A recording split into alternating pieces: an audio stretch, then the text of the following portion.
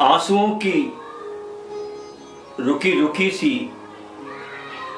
अनंत धार को फिर बहा गया कोई। प्रेम से सहज सहलाता बहलाता फिर चुपके से भिगा गया कोई।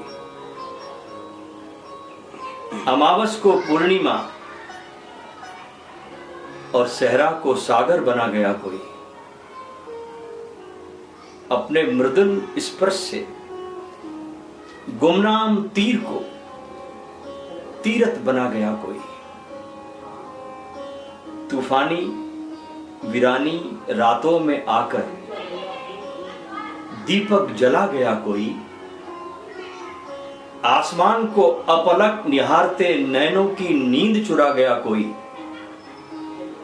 बेजान शब्दों से भरे गीतों को स्वर शाश्वत के दे गया कोई। अनजान असहाय भटकते बच्चे को अपने में समा गया कोई।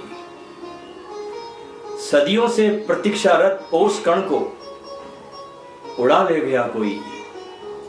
युगों से लहराते समय के समंदर में, युगों से लहराते समय के समंदर में ओशनिक बना गया कोई।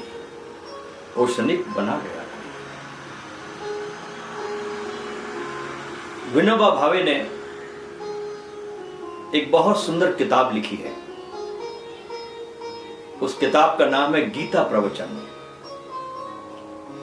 जो उन्होंने 1932 के स्वाधीनता संग्राम कारावास धुलिया महाराष्ट्र में प्रवचन दिए थे। उस किताब का प्रारंभ बहुत सुंदरतम भावदशा में इन शब्दों में करते हैं। जरा ध्यान दीजिए उनके शब्दों को। किताब का प्रारंभ है, वे कहते हैं कि परमात्मा का और मेरा संबंध तर्क से परे है। देखिए, पहला सूत्र दिया उन्होंने कि परमात्मा से संबंध पैदा करना हो तो वहां तर्क काम नहीं आते। परमात्मा का और मेरा संबंध तर्क से परे है। मेरा शरीर मां के दूध पर जितना पला है उससे कहीं अधिक मेरे हृदय और बुद्धि का पोषण संतों और परमात्मा के ज्ञान रूपी अमृत से हुआ है।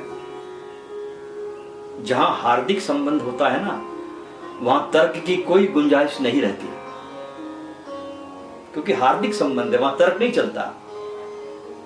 आगे वो कहते हैं कि तर्क को काटकर श्रद्धा और प्रयोग, इन दो पंखों से ही मैं परमात्मा के गगन में यथाशक्ति उड़ान भरता रहता हूं।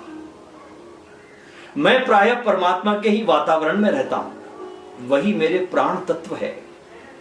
जब मैं उनके संबंध में किसी से बात करता हूं तब मैं उनके ही सागर पर तैरता हूं, और जब मैं अकेला रहता हूं तब उस एकांत में उस अमृत सागर में गहरी डुबकी लगाकर बैठ जाता हूं।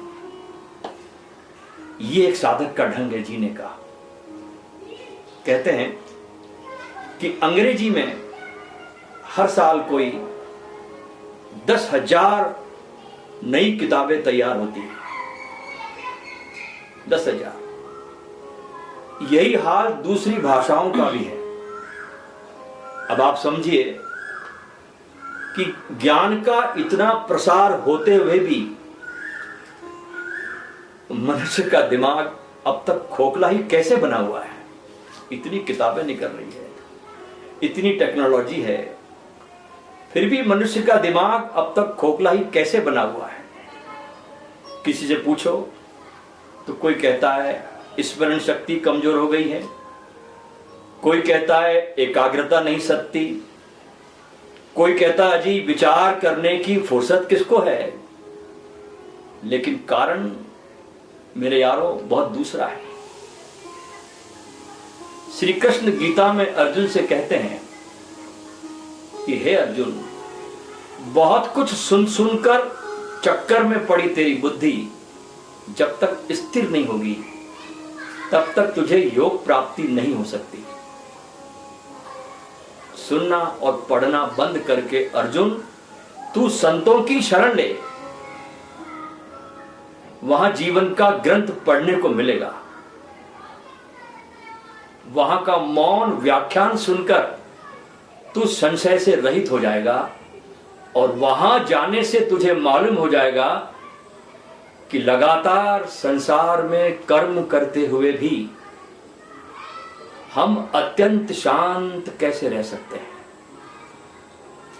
और बाहर से कर्मों का जोर रहते हुए भी हृदय में अखंड संगीत की सितार कैसे मिलाई जा सकती है।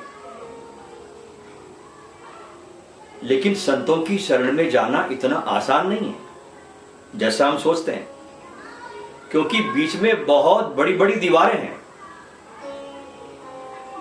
सबसे पहली दीवार तो मनुष्य का ये अज्ञान और भ्रम है कि शायद बाहर के जगत में मुझे कुछ उपलब्धियां हो जाए तो मेरे जीवन में शांति आ जाएगी।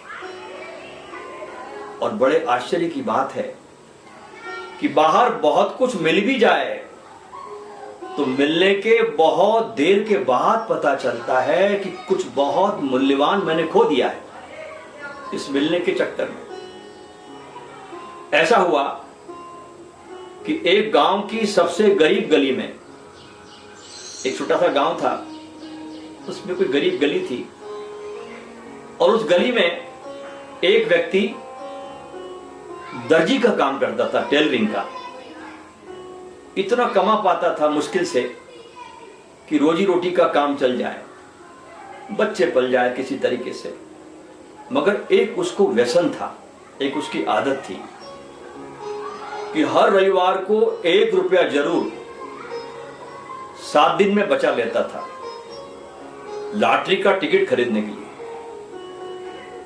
ऐसा 12 साल तक करता रहा।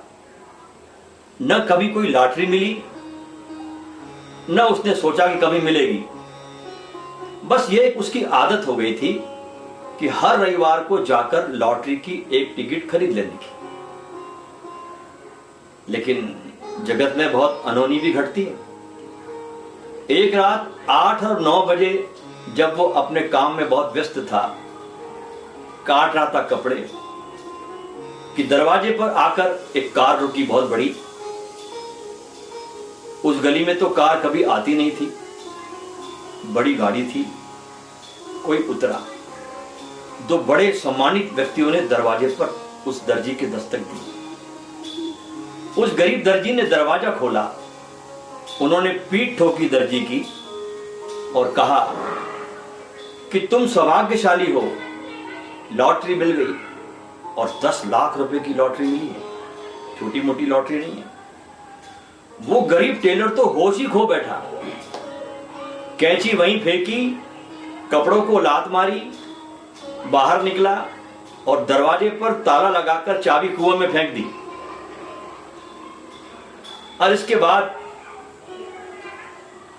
साल भर उसने ऐसा जीवन जिया कि उस गांव में ऐसी कोई वेश्या न थी जो उस दर्जी के घर में न आई हो, ऐसी कोई शराब न थी जो उसने न पी हो, ऐसा कोई दुष्कर्म न था जो उसने न किया हो। साल भर में 10 लाख रुपए उसने बर्बाद कर दिए, और साथ ही जिसका उसे कभी ख्याल ही नहीं था, जो सदा से जिंदगी में उसके स्वास्थ्य उसके साथ था, वो भी इस भोग में बर्बाद हो गया। क्योंकि भोग रोग लाता है। क्योंकि रात सोने का मौका ही ना मिले, रात भर नाच गाना शराब। साल भर बाद जब पैसा हाथ में न रहा, तब उसे ख्याल आया कि मैं भी कैसे नरक में जी रहा था। होश आया, कितना नरकपूर्ण जीवन जिया मैंने, जहां कोई शांति नहीं। वापस लौटा, पैसे खत्म हो गए। कुएं में उतरकर अपनी दुकान की चाबी खोजी, दरवाजा खोला और दुकान फिर से शुरू कर दी। लेकिन पुरानी आदतवश वो रविवार को 1 रुपए की टिकट जरूर खरीदता है। 2 साल बाद फिर कार आकर रुकी, कोई दरवाजे पर उतरा, वही लोग जो पहले आए थे। उन्होंने आकर उसकी पीठ ठोकी उस दर्जी की और कहा, भाई इतिहास में ऐसा कभी नहीं हुआ, दोबारा तुम्हें लॉटरी का पुरस्कार मिल गया है 20 लाख रुपए का। उस गरीब दर्जी ने अपना माथा पीटते हुए कहा, हे भगवान, क्या उस नरक में फिर से मुझे गुजरना पड़ेगा? उसी नरक में निश्चित ही गुजरना पड़ा होगा, क्योंकि 10 लाख रुपए हाथ में आ जाए तो लोग करते क्या है? धन से हमने क्या कर लिया? धन स्वर्ग तो नहीं लाता, हां नरक के सब द्वार खुले छोड़ देता है। और जिनमें जरा भी उत्सुकता है वे नरक के द्वार में सहजता से प्रविष्ट हो जाते हैं। लेकिन अगर अंतस के द्वार खोलने हो, अंतर के पट खोलने हो और परम जीवन को जानना हो तो अपनी ऊर्जा को खींच लेना होगा व्यर्थ की वासनाओं से। क्योंकि हर संपत्ति अपने साथ एक नई विपत्ति लाती है। हम सोचते हैं शायद संपत्ति जमा हो जाएगी तो हम सुखी हो जाएंगे, शांति हो जाएंगे, लेकिन जगत का अनुभव यह है कि हर संपत्ति अपने साथ एक नई विपत्ति लाती है। एक छोटी सी कहानी से हम समझेंगे कि और कौन सी दीवार है जिससे हमारे अंतस के पट, अंतस के द्वार नहीं खुलते हैं। बहुत दीवारें हैं हमारे आसपास, अपनी सुरक्षा में हमने बना के रखी है। यूनान में एक बहुत बड़ा मूर्तिकार हुआ, उसकी बड़ी दूर दूर तक बहुत प्रसिद्धि थी, ख्याति थी, बहुत प्रसिद्ध था और मूर्तिकार था। उसकी मूर्तियां विश्व के सभी बाजारों में बहुत बिकती थी और शायद ही कोई ऐसा राजा का महल हो जहां उसकी मूर्तियां न पहुंची हो। बड़ी उसकी ख्याति थी, बड़ा उसका नाम था, बड़ा यश था। और इस यश और ख्याति में वो भूल ही गया था कि एक दिन मौत आ जाती है और सब नष्ट हो जाता है। और एक दिन मौत आ गई। कभी कभी कहानियां भी ऐसे सत्य कह देती है जो जीवन में कहीं भी उपलब्ध नहीं होता। उस मूर्तिकार की मौत आ गई, बड़ा कलाकार था। आते हुए बुढ़ापे और मृत्यु को देखकर उसने सोचा, मैं बचने का कोई उपाय करूं, मौत से किस बात ही बचूं। एक सीधी सी बात जो उसे सूझ गई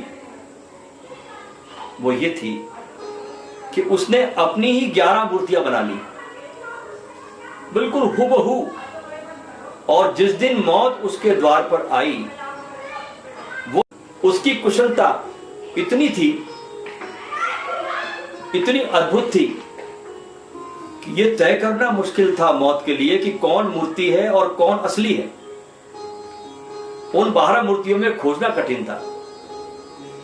मौत भीतर आई और मौत घबरा गई, क्योंकि जिसको लेने आई थी वैसे 12 लोग वहां मौजूद थे और वो मूर्तिकार भी श्वास बंद करके मूर्तियों के बीच मूर्ति बनकर खड़ा हो गया। पहचानना कठिन था कौन असली है। और एक को ले जाना था, 12 को तो ले जा नहीं सकते, भूल करना उचित भी नहीं था। मौत वापस लौट गई और उसने जाकर परमात्मा को पूछा कि वहां तो 12 लोग एक जैसे मौजूद है, मैं किसको लाऊं और जो असली है उसका पता लगे कैसे मुझे। परमात्मा ने मौत के कान में कुछ कहा, जाकर के इस सूत्र को कान में बोल देना और जो असली है ये सूत्र के सुनते ही बाहर निकल आएगा। मौत वापस लौटी उस मूर्तिकार के भवन में। मूर्तिकार छिपा था अपनी मूर्तियों में।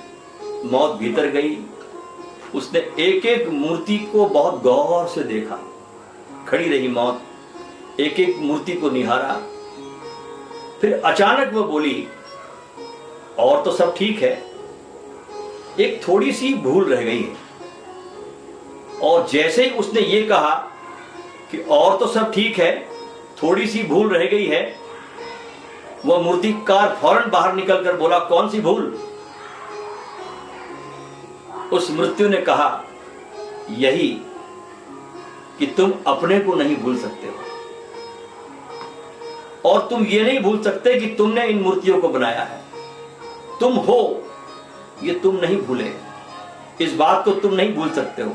बाहर आ जाओ, तुम पकड़ लिए गए, मौत ने तुम्हें चुन लिया है। उस मृत्यु से रास्ते में उस मूर्तिकार ने पूछा कि अगर मैं ये भूल जाता कि मैं हूं तो क्या होता?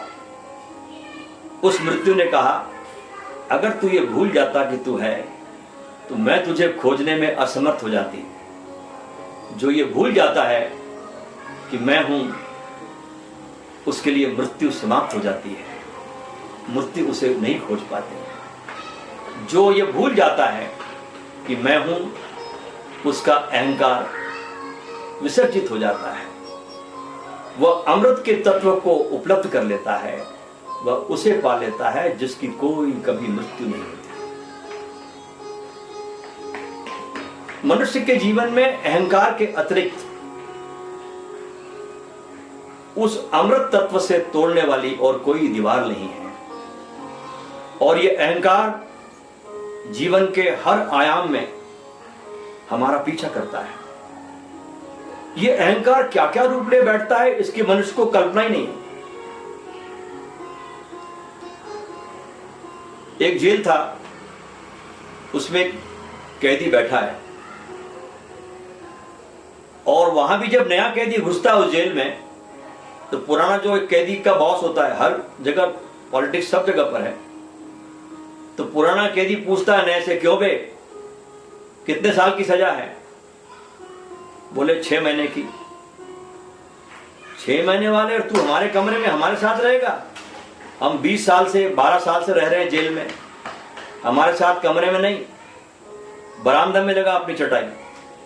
2 दिन का मेहमान आया है तू, हमको देख, हमें तो 12 साल हो गए यहाँ, अभी 6 साल और रहने वाले हैं।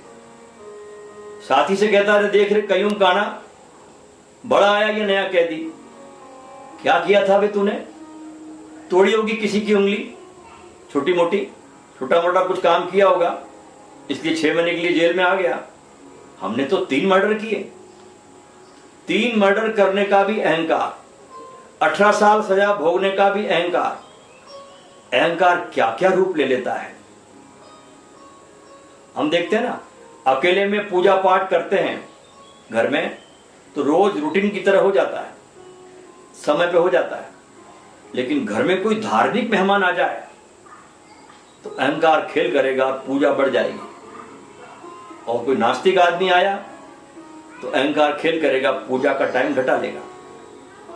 ये अहंकार हमारा बहुत पीछा करता है। अब प्रश्न ये उठता है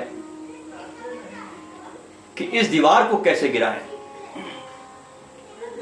हर कार्य को तो हम नियम से कर लेते हैं, जैसे सुबह शाम खाना खाने का नियम, अपने अपने कार्य पर जाने का नियम, अपने ड्यूटी पर जाने का समय का नियम। कितने ही ऐसे कार्य हैं जो हम नियम से करते हैं, लेकिन साधना का हमने कोई नियम नहीं बनाया है। एक दिन आधा घंटा कर लिया, फिर 2 दिन बाद 15 मिनट कर लिया, फिर 3-4 दिन छुट्टी कर ली, फिर 1 घंटा कर लिया। कहीं कोई नियम नहीं है। और जब तक हमारी साधना में नियम नहीं, तब तक हम सद नहीं पाएंगे।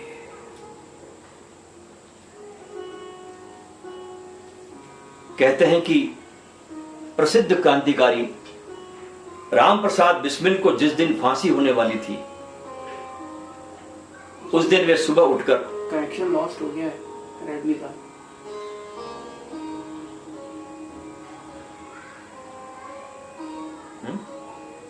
कनेक्शन लॉस्ट हो गया रेडमी का। फिर से एंट्री करो। देखते हैं।